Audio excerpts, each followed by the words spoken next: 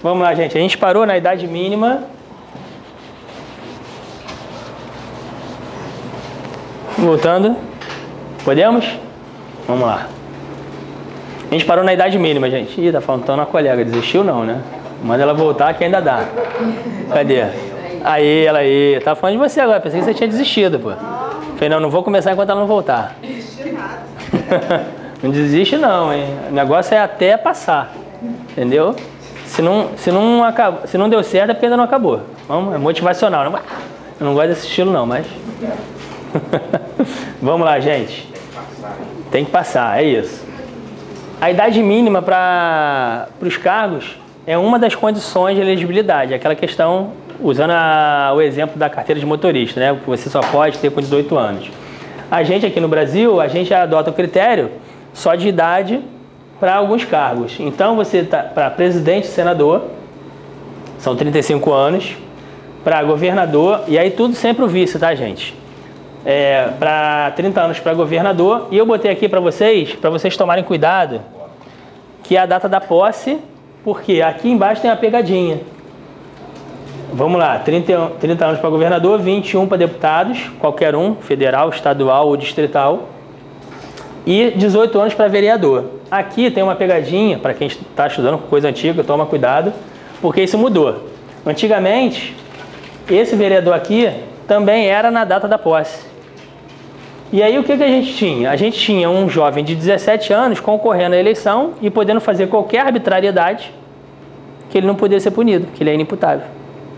Ele seria considerado no ECA e não no Código Penal, por exemplo. Se ele cometesse um crime eleitoral, ele não poderia ser punido. Porque qual era o raciocínio? A Constituição fala que é a idade mínima para exercício do mandato. E aí você entende, ó, você vai exercitar o mandato quando? Só quando eu tomar posse.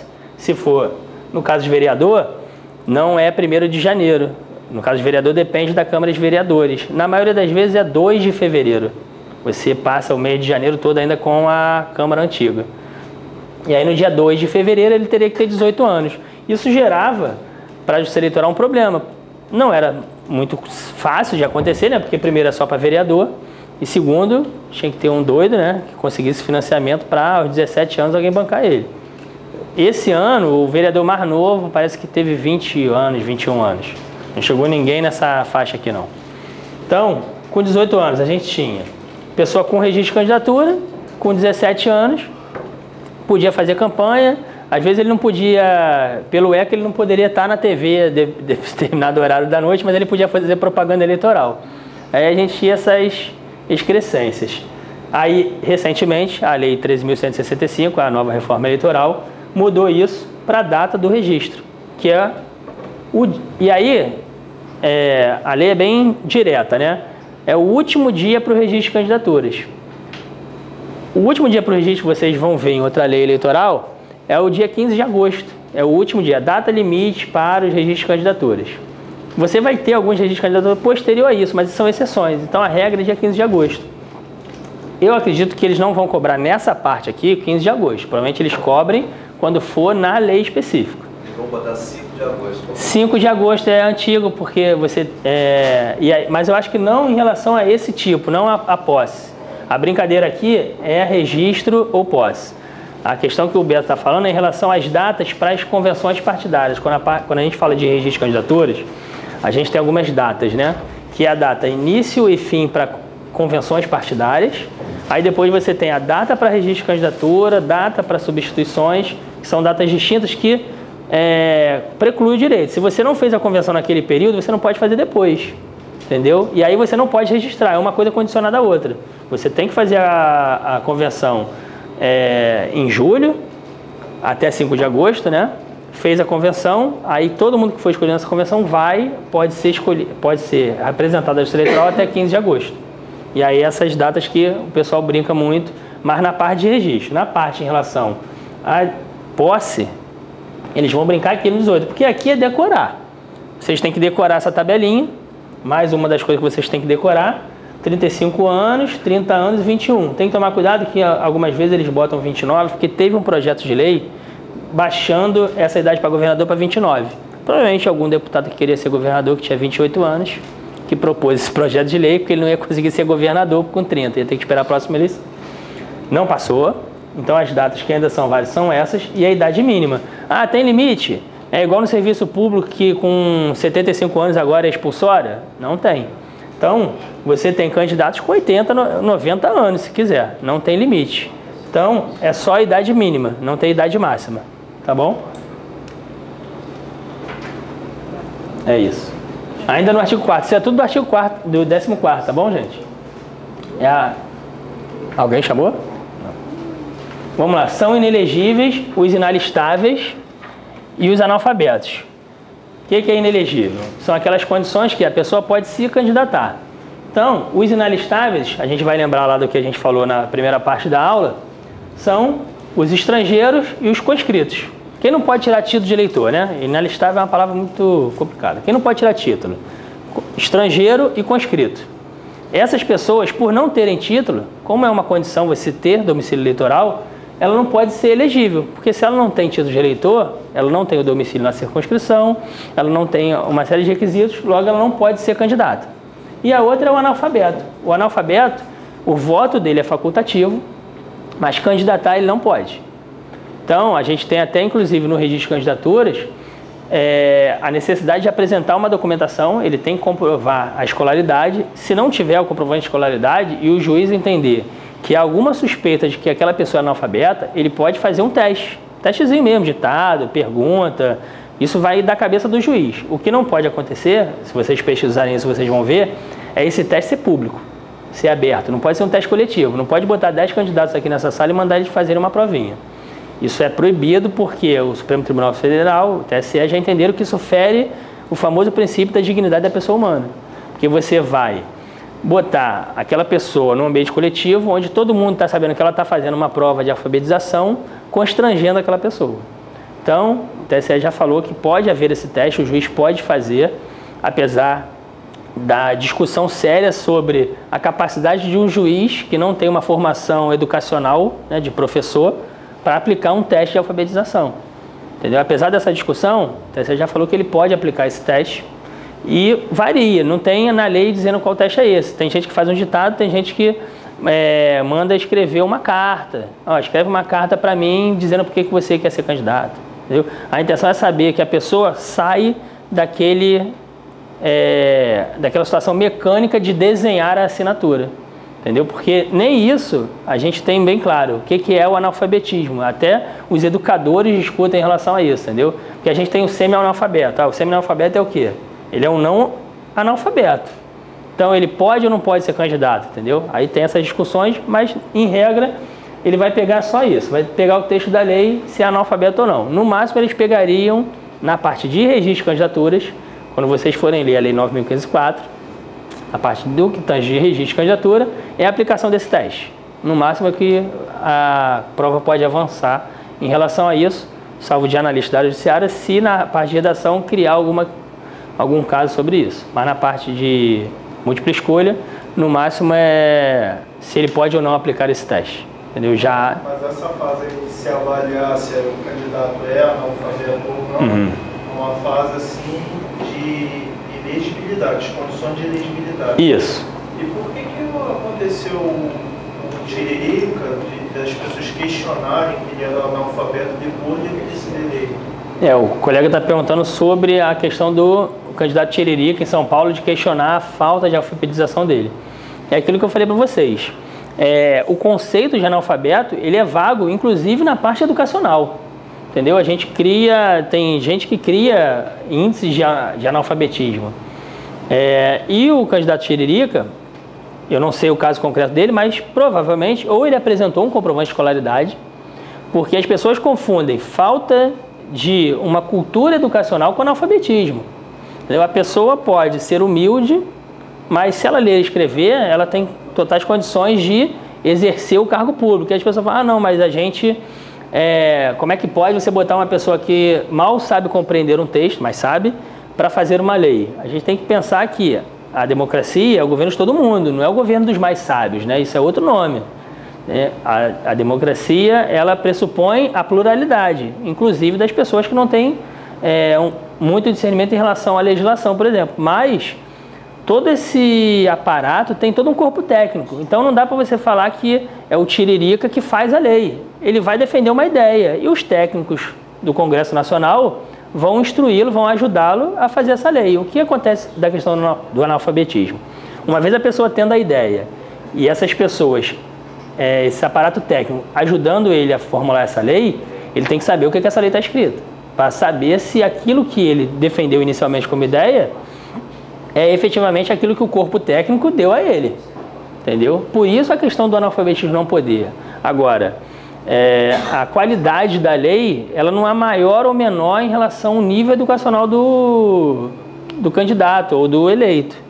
Porque todos os órgãos legislativos têm corpo técnicos, a gente tem Câmara de Comissão de Constituição e Justiça, e o Poder Judiciário vai expurgar do ordenamento jurídico aquela lei que é ruim, entendeu? E mesmo assim, a gente vê pessoas em comissões de Constituição e Justiça com doutorado em Direito, com mestrado em Direito, com formação em Direito, e passa uma lei inconstitucional, entendeu? O fato de você ter o domínio da matéria não necessariamente vai fazer que a lei seja válida no ordenamento jurídico, tá bom? Mas em relação à inelegibilidade e a questão do Tiririca, provavelmente foi isso.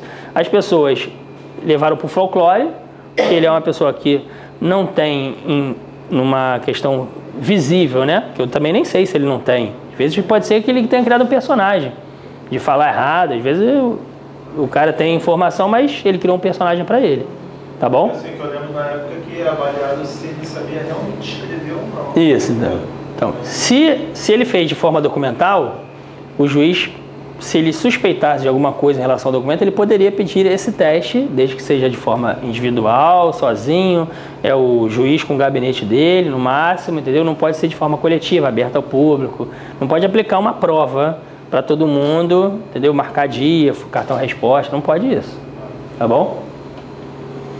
E aí aqui, as questões de inelegibilidade, a gente tem que separar o seguinte, tem questões de inelegibilidade constitucionais, que é um rol muito fechadinho, é um rol taxativo, porque restringe direitos, então você tem que tomar cuidado, porque a Constituição, ela vai dar aqueles direitos e vai dar a uma lei complementar a possibilidade de criar outras, mas que não pode aumentar o rol constitucional, porque isso faz uma diferença no processo eleitoral.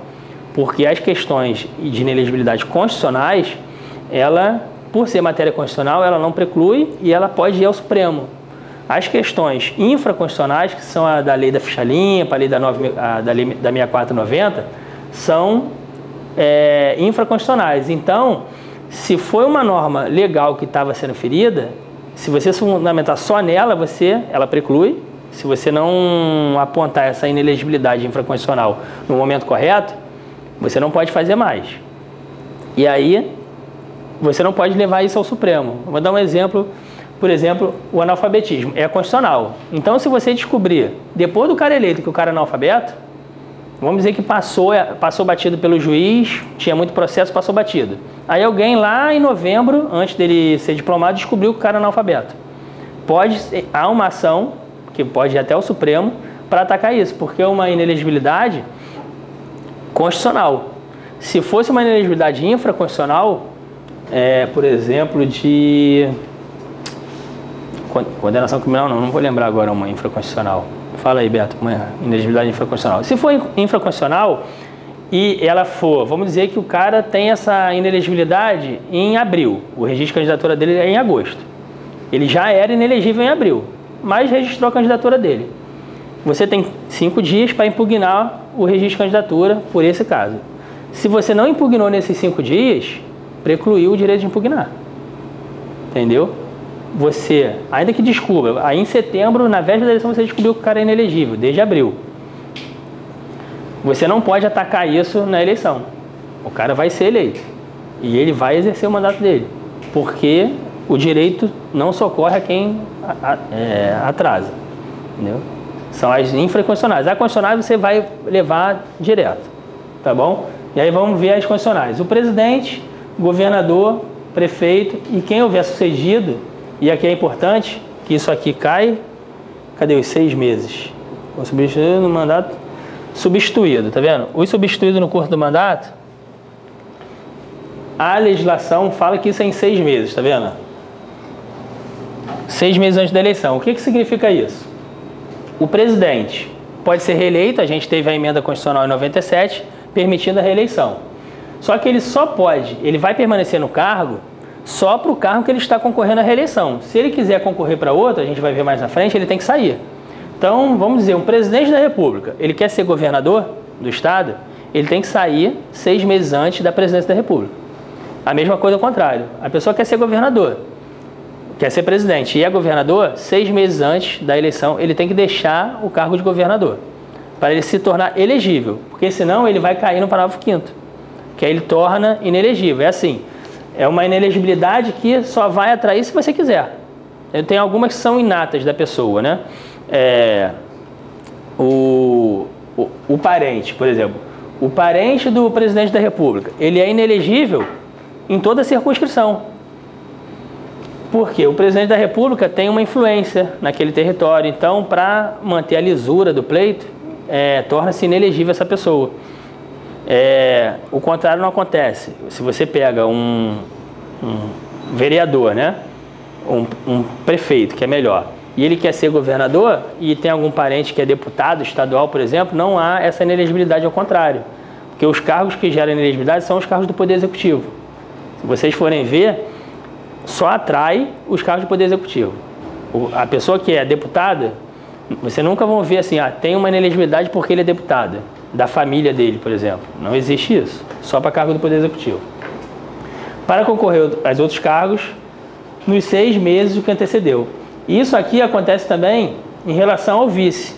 Vocês devem ver, de vez em quando, a pessoa renunciando e aí o vice não querendo assumir. Isso teve aqui recentemente, em 2014.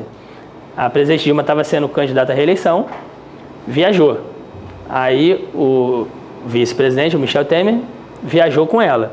Quem iria assumir a presidência da República era o presidente da Câmara dos Deputados, que queria concorrer à eleição.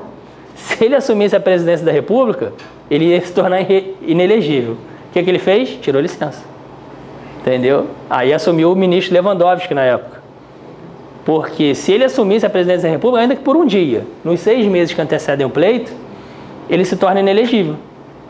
E aí ele tirou licença, ele não pode se recusar, então se ele estiver no exercício do mandato dele, ele tem que ser. Tanto que hoje a gente tem o Rodrigo Maia, né? O Rodrigo Maia está exercendo a presidência, porque o Michel Temer estava na China. Então ele não pode se negar a receber. Então ele tem que ou tirar licença ou viajar também. Isso acontece muito em eleição de governador. Na eleição do governador Cabral aqui, teve uma viagem que foi o gabinete todo, porque todo mundo estava concorrendo, aí botou todo mundo no avião, vai todo mundo, ou vai um ou não vai ninguém, porque senão todo mundo ia se tornar inelegível. Entendeu? Como ainda estava numa disputa sabendo quem ia concorrer ou não, foi todo mundo, botaram todo mundo no avião, foi todo mundo embora, para não atrair a inelegibilidade. Vamos lá. Isso aqui é uma questãozinha que eu trouxe para vocês do SESP, recente, 2016, sobre essa questão de elegibilidade. Eu botei aqui os fundamentos, quem quer tirar foto pode tirar. O pessoal da câmera, se você conseguir dar o zoom. A letra não está muito grande, gente, mas é porque o texto é muito grande. Em relação à elegibilidade, tá vendo? É do SESP, né? Analista judiciário da área administrativa do TRE agora, de 2016, recente.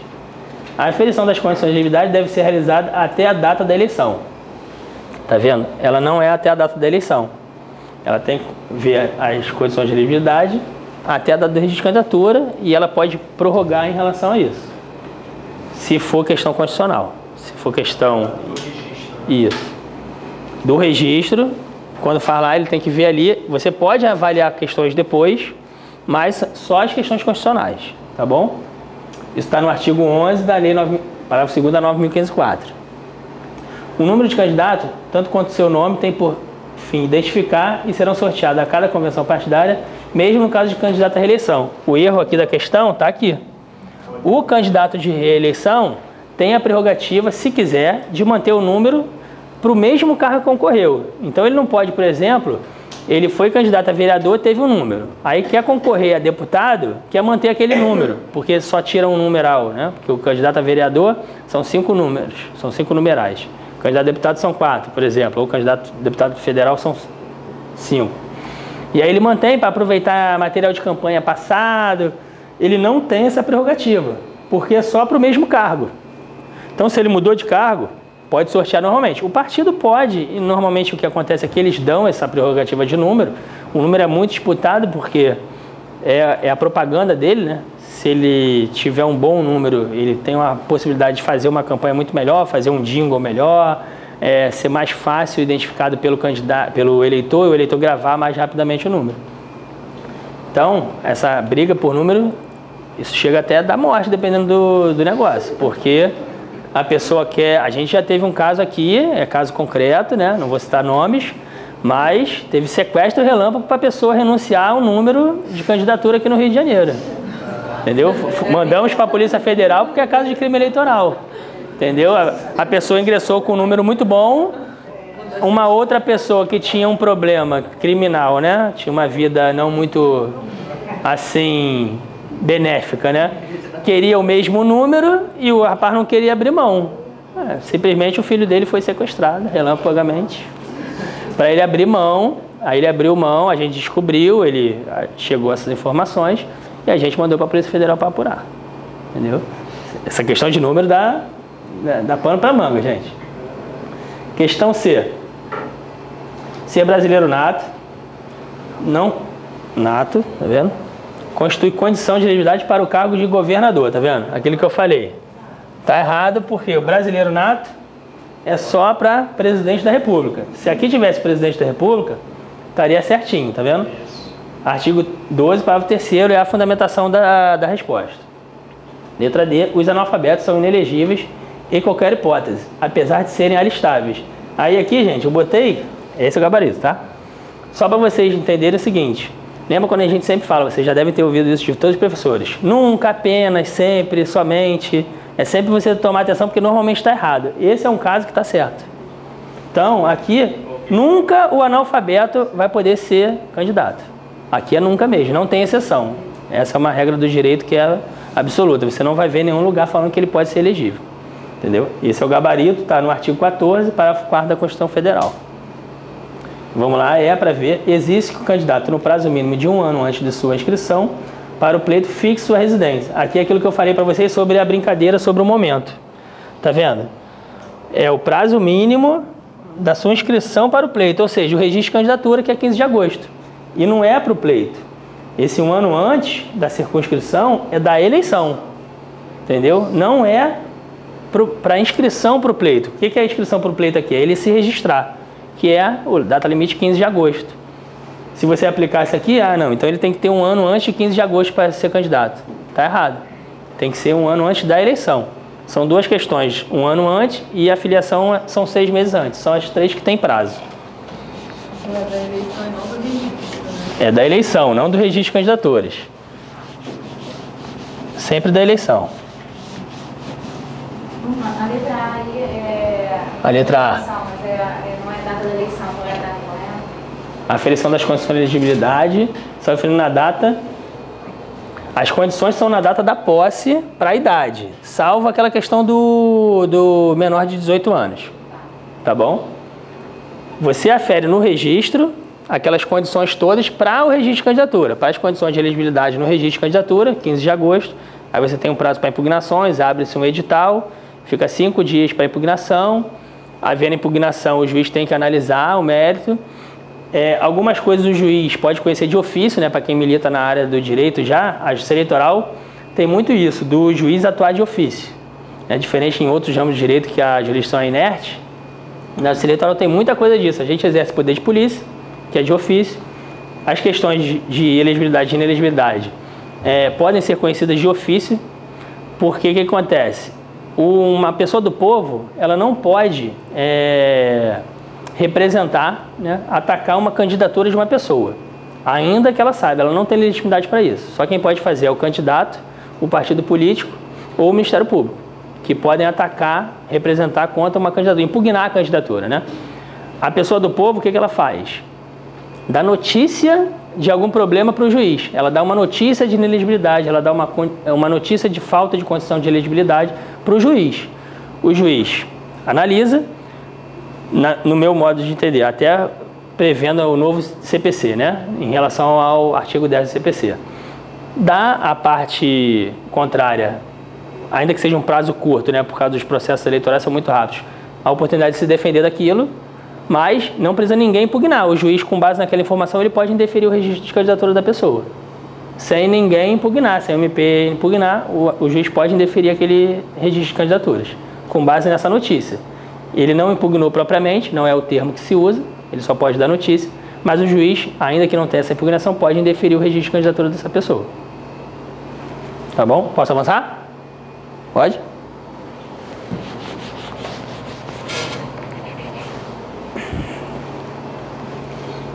Avançando, deixa eu tomar uma água aqui.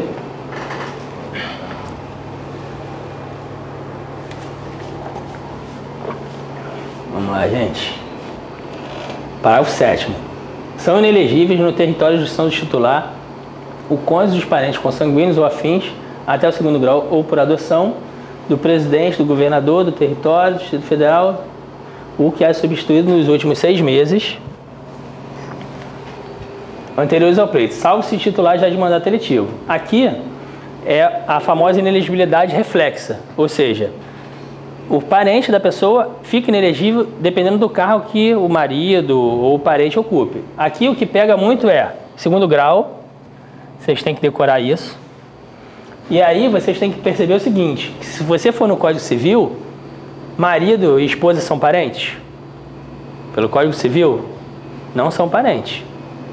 Eles montam uma unidade familiar. Pelo Código Civil, eles não são parentes.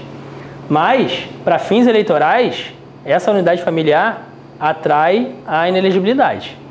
Então, não sei se vocês lembram aqui, mas a gente teve um caso emblemático aqui em relação ao ex-governador Antônio Garotinho. Ele foi candidato, ele foi governador, foi eleito, foi reeleito, e aí, no 2º mandato, ele renunciou para a esposa dele, para Rosinha Garotinho, concorrer. O que o TSE à época entendeu? Ele renunciou antes, 6 meses antes, fez bonitinho igual tem aqui. Só que o TSE entendeu que é o seguinte, tudo bem, ela pode concorrer, mas ela não poderia concorrer a uma reeleição, porque eles entenderam que eles formavam uma unidade familiar e que esse mandato da Rosinha era uma continuidade do mandato dele, então já era uma reeleição. Então eles não deixaram ela se reeleger. O Garotinho, na época, saiu para concorrer à presidência da República, saiu 6 meses antes. Na época, quem assumiu o governo do Estado foi a Benedita, e a Rosinha ela era secretária de assistência social, aí saiu também, por causa da descompatibilização, para concorrer ao governo do Estado. Caía nesse caso aqui, ela deixou por causa dos 6 meses antes. Se, por exemplo, a Benedita, nesse caso, ela substituiu, ela não poderia concorrer a uma nova reeleição, porque o que o TSE entende? E a legislação fala isso. Se você exerceu o mandato, ainda que por um dia, nos 6 meses que acaba o mandato, você exerceu o mandato. Se você fez antes disso, não é isso. Vamos dizer que você, em janeiro do ano da eleição, você substituiu o governador. Você não está inelegível. Você pode concorrer normalmente, inclusive contra ele, se ele quiser candidatar à reeleição. Mas se ele saiu nos últimos 6 meses e você substituiu, ainda que por um dia, você está inelegível. E tem gente que usa isso para acabar com o adversário. Que o candidato forte é o vice, e ele sabe que o titular não vai conseguir ganhar do vice, porque o vice fez algum nome, viaja nos 6 meses antes para o vice assumir, para tornar a pessoa inelegível. Isso acontece, porque aí você obriga, é aquilo da pessoa, tem que viajar junto, vai todo mundo junto para ninguém ficar inelegível. Professor, Falha. Esse exemplo que o senhor deu, então ela pôde concorrer à eleição? Pôde, ela pôde concorrer, o TSE só impediu, no exemplo, o colega perguntou sobre o exemplo da Rosinha, né? Ela pôde concorrer à eleição, porque ele se afastou 6 meses antes, o TSE só entendeu que não poderia haver uma reeleição, porque você feria a rotatividade do poder, né? Eles usaram isso como argumentação, porque a democracia pressupõe alternância no poder das pessoas e que a governadora e o ex-governador, eles formavam uma unidade familiar e por formar essa unidade familiar, a família se perpetuava no poder. É o mesmo entendimento que teve também, para quem vai fazer análise da área judiciária, sobre o prefeito itinerante. O que acontece? O domicílio na circunscrição um ano antes é condição para você se candidatar, não para você exercer o mandato. Então, vamos dar um exemplo da Rosinha. Ela era eleitora do estado do Rio de Janeiro, se elegeu. No dia seguinte que ela se elegeu, ela podia transferir o título dela para São Paulo. Não tinha penalidade nenhuma eleitoral para isso. Entendeu? Porque a condição para exercício do mandato não diz que você tem que ser eleitor daquele estado. Entendeu? Apesar de ser absurdo, não precisa. Então, o que os prefeitos faziam, né? Vamos para o quadro aqui.